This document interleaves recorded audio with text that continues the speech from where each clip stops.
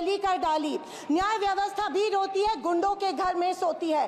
गांधी को गाली मिलती है, डाकू को ताली मिलती है। क्या आपराधिक चलन हुआ है? परिणीति शिंदे जी, परिणीति शिंदे जी महोदय, मुझे आपने इस ऐतिहासिक दिन में अपनी बात रखने का अवसर दिया, मैं आपका तहे दिल से शुक्रिया अदा करती हूँ। मैं उस राज्य से हूँ जहाँ संत ज्ञानेश्वर, संत तुकाराम और संत रोहिदास जैसे अनेक संतों ने समाज को प्रेम और सद्भावना दी। दूसरी तरफ शिवाजी महाराज, संभाजी महाराज और शाहू महाराज जैसे शूरवीरों ने अपनी दूरदृष्टि से सामाजिक एकता और न्याय संगत समाज प्रणाली की स्थापना की। मैं उस महाराष्ट्र की पुत्री हूँ जहाँ महिलाओं के अधिकार सुनिश्चित करने हेतु अनेक आंदोलन द्वारा महात्मा ज्योतिबा फुले, क्रांति ज्योति सावित्रीबाई फुले जैसे समाज सुधारकों ने समाज को एक नई दिशा दी। मैं उस महाराष्ट्र की बेटी हूँ जहाँ के महान सुपुत्र डॉक्टर बाबा साहेब अम्बेडकर जी ने इस देश को संविधान के रूप में एक सशक्त और न्याय संगत लोकतांत्रिक मूलाधार प्रदान किया। पर आज उसी महाराष्ट्र में बीजेपी के सरकार के शपथ विधि के बिल्कुल 5 दिन बाद उसी संविधान की प्रत की विटंबना की जाती है। मैं इस बात का निषेध करती हूँ। परभणी जिले में संविधान के प्रत की विटंबना की गई।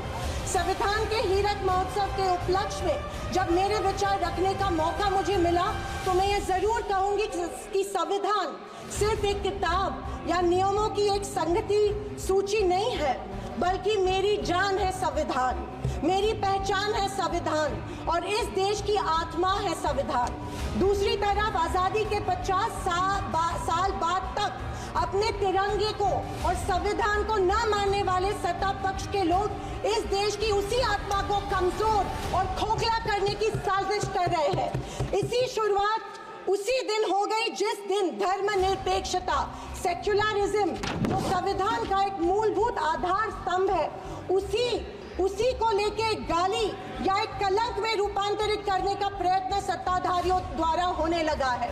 सेक्युलरिज्म को आज भी इस भारत देश की पहचान है, उसे सत्ताधारी पक्ष एक कमजोरी कर रहे हैं या एक बीमारी साबित करने की होड़ में लग गए हैं। संविधान की किसी भी चर्चा या बहस को ये लोग सिर्फ इमरजेंसी पर ले जाते हैं, पर ये भूल जाते हैं कि स्वर्गीय इंदिरा गांधी जी, हमारी पहली महिला पंतप्रधान इंदिरा गांधी जी ने उस वक्त के हालातों के मद्देनजर वो संवैधानिक कदम उठाए थे और उस दौरान हुए गलतियों की माफी भी देश के जनता से मांगी थी। और इतना ही नहीं, उनके विरोधियों ने गठित की गई कमेटी ने उन पर लगे सारे इल्जामों से उन्हें बारी कर दिया था। मैं आज इस सदन में पूछना चाहती हूँ मोदी सरकार से, सॉरी 400 पार का नारा फेल होने के बाद एनडीए सरकार से पूछना चाहती हूँ, आप मणिपुर पर देश की जनता से माफी कब मांगोगे? आप किसान आंदोलन में शहीद हुए 700 से अधिक किसानों के परिवारों की माफी कब मांगोगे? नोटबंदी के चलते हजारों लोगों के परिवार और छोटे कारोबार बंद हुए, उसके लिए माफी कब मांगोगे? हाथरस के लिए, उन्नाव के लिए आप माफी कब मांगोगे? आए दिन महिलाओं पर हो रहे अत्याचारों के लिए माफी कब मांगोगे? जो बदलापुर में मासूम बच्चों के ऊपर मोलेस्टेशन हुआ, उसके लिए आप कब माफी मांगोगे? जेल में बैठकर अपराधी मर्डर प्लॉट्स गुजरात में सरकार उनको संरक्षण दे रही है, उसके लिए आप कब माफी मांगोगे? खैर, ये इनकी हिस्ट्री रही है या इनके डीएनए में है कि माफी सिर्फ खुद को बचाने के लिए अथॉरिटी में बैठे लोगों से मांगते हैं, आम जनता से ये माफी नहीं मांगते हैं। सत्ताधारी पक्ष के संविधान पर दिए गए भाषण सुनकर हंसी आ रही थी और अचरज भी हो रहा था, क्योंकि जो लोग इस देश में संविधान स्थापित होने के बाद हर पल संविधान को कोसते रहते हैं और हमेशा इस संविधान के विरोधी रहे हैं, उन्हीं को आज संविधान के गुणगान करते देख मन में प्रसन्नता हो रही है और संविधान के प्रति मेरी निष्ठा द्विगुणित हो रही है, क्योंकि ये एहसास हो रहा था कितने ही झूठ के पहाड़ बना लो, सच के आगे आखिर झुकना ही पड़ता है। आरएसएस ने तिरंगा को माना नहीं था। उन्होंने कहा था कि 3 अंक अशुभ होता है, तो क्या ब्रह्मा विष्णु महेश अशुभ है? जो हम 3 रेखाएं माथे पे लिखते हैं वो अशुभ है? क्या त्रिशूल अशुभ है? ये मैं इन्हें पूछना चाहती हूँ। वर्ष 1993 में आरएसएस ने अपने श्वेत पत्र में संविधान को कचरे का ढेर करार दिया था। क्या ये तिरंगे के खिलाफ नहीं है? तत्कालीन आरएसएस प्रमुख ने उस टाइम संविधान को बदलने की मांग की थी। धन्यवाद। आरएसएस महिलाओं को हमेशा पुरुषों से कमजोर समझती है। आरएसएस हमेशा महिलाओं को पुरुषों से कमजोर समझती है। ये अफसोस होता है कि प्रधानमंत्री जी उनके ट्विटर हैंडल फॉलो करते हैं जो महिलाओं को गंदी गंदी गालियां देते हैं।